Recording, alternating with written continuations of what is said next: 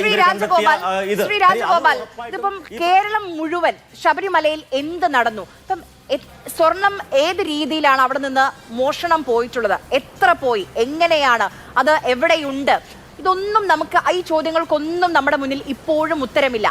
ഈ പ്രതികൾ ഗൂഢാലോചന നടത്തി എങ്ങനെ, ആരൊക്കെയുണ്ട് നമുക്കറിയില്ല. ഇത്രയും കാലമായി അന്വേഷണം തുടങ്ങിയിട്ട് ഇതിപ്പം ഈ ബെയിൽ ഓർഡറിനെ, ഈ ജാമ്യാപേക്ഷ എതിർത്തുകൊണ്ട് 3 തവണയാണ്, ജനുവരി 19-നും ജനുവരി 28-നും ഫെബ്രുവരി 3-ാം തീയതിയും അങ്ങനെ 3 റിപ്പോർട്ടുകൾ നൽകി. കാരണം ആദ്യത്തേതിലും രണ്ടാമത്തേതിലും വീക്ക് ആർഗ്യുമെന്റ്സ് ആണെന്ന് ബോധ്യപ്പെട്ടിട്ടാണ് SIT 3-ാമത്തെ റിപ്പോർട്ടിലേക്ക് എത്തിയത്.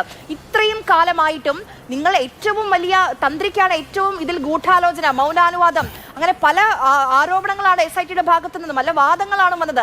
തെളിയിക്കാൻ, സാധൂകരിക്കാൻ ഒരു രേഖ, ഒരു മൊഴി, ഒരു തെളിവ് പോലും ഹാജരാക്കാൻ SITക്ക് കഴിയാത്തത് എന്തുകൊണ്ടാണ്?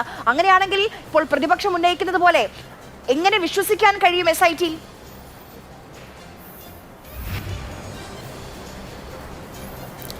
അതാണ് ആര്യ, ഈ ഒരു ശബരിമല സ്വർണ്ണക്കൊള്ള കേസിൽ ആദ്യം വന്ന പാട്ട് പോലെ പോറ്റിയെ കയറ്റിയെ എന്നുള്ള പാട്ടിന് പകരം ഇനി ഒരു പക്ഷെങ്കിൽ തന്ത്രിയെ ജയിലിൽ കയറ്റിയെ, അല്ലെങ്കിൽ അത് ആര് കയറ്റിയെ, എന്തിന് കയറ്റിയെ, അങ്ങനെയൊക്കെയുള്ള പാട്ടുകൾ വരുമായിരിക്കും. ഈ വിഷയം രാഷ്ട്രീയത്തിലേക്ക് തെന്നിപ്പോകുന്നു എന്നാണ് എനിക്ക് തോന്നുന്നത് ഈ വിഷയത്തിൽ.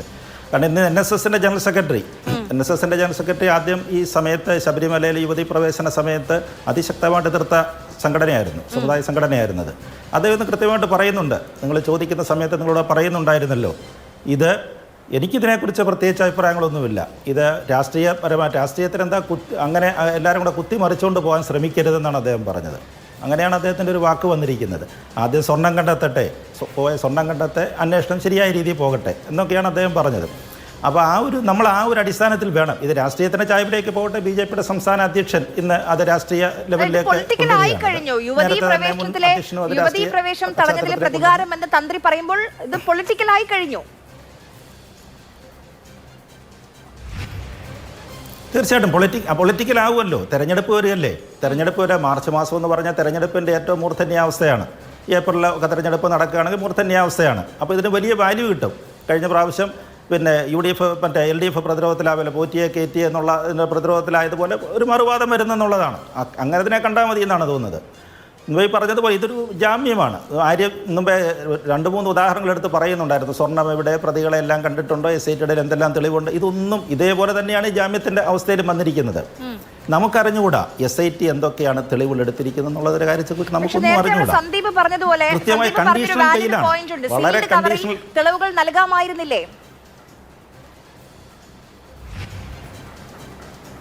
അത് SIT ആണ് തീരുമാനിക്കുന്നത്. അതായത് അവരെ സംബന്ധിച്ചിടത്തോളം ഒരു രഹസ്യമായിട്ട് സൂക്ഷിക്കേണ്ട ഡോക്യുമെൻറ്റ്സ് ഉണ്ടാകാം.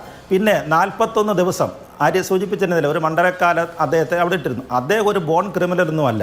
ശബരിമല തന്ത്രി എന്ന് പറയുന്ന ഒരു ജന്മന അങ്ങനെ വലിയൊരു ക്രിമിനലൊന്നുമല്ല. അങ്ങനെ ഒരു സാധാരണ മനുഷ്യനാണ് അദ്ദേഹം. അദ്ദേഹത്തെ 41 ദിവസം ചോദ്യം ചെയ്ത് കഴിഞ്ഞപ്പോൾ, 41 ദിവസം വേണ്ടി വരത്തില്ലെന്നാണ് എനിക്ക് തോന്നുന്നത്. നമ്മളെപ്പോലെ സാധാരണ മനുഷ്യരെയൊക്കെ ചോദ്യം ചെയ്ത് കഴിയുമ്പോൾ കുറച്ച് ദിവസം കഴിയുമ്പോൾ നമ്മൾ പറയും, ഇതൊക്കെയാണ് എൻ്റെ റോള്, എനിക്ക് ഇത്രയേ ഉള്ളൂ റോൾ, ഇതിനകത്ത് പങ്കാളിത്തമുള്ളതെന്ന് പറയും.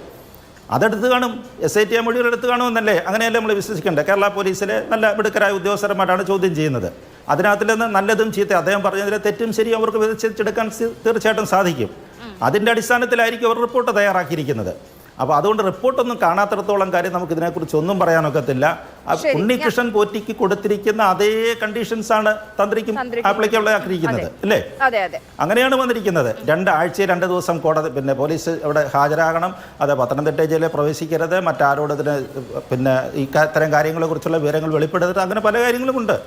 അപ്പോൾ അതുകൊണ്ട് നമുക്ക് SITയുടെ ഈ കോടതിയുടെ മുമ്പാകെ കേസ് ഫൈനൽ സ്റ്റേജിൽ ട്രയൽ സ്റ്റേജിൽ വരുമ്പോഴേ നമുക്കിതിൻ്റെ വിവരങ്ങൾ പുറത്തു വരുന്നുള്ളതാണ്.